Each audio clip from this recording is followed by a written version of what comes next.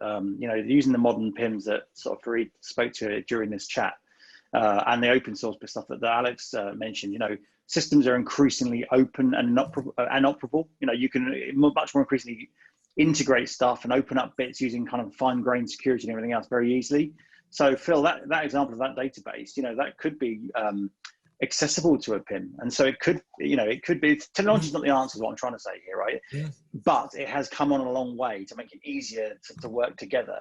And so it shouldn't be as hard as it was in the past, maybe, to get bodies working together to maybe use a central source of truth, potentially, because the technology would support that with software as a service and all the other good things that you have in the modern PIM world.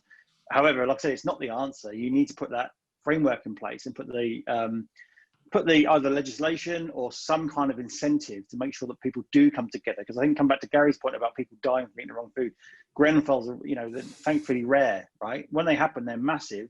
But in a construction industry, there's a bit more of a lead time to something bad happening, if you know what I mean. Whereas with food, you know, there's still things go wrong, right? Someone died last year of a peanut allergy because of something wasn't coded properly. But the impact's very, very quick, and therefore legislation's very, very quick. So it's a question of making sure we avoid scenarios like that. And somehow we need to get the incentive in place to make it happen. But the technology can support it, and it's kind of beholden on us to choose the cheapest and easiest way to do it.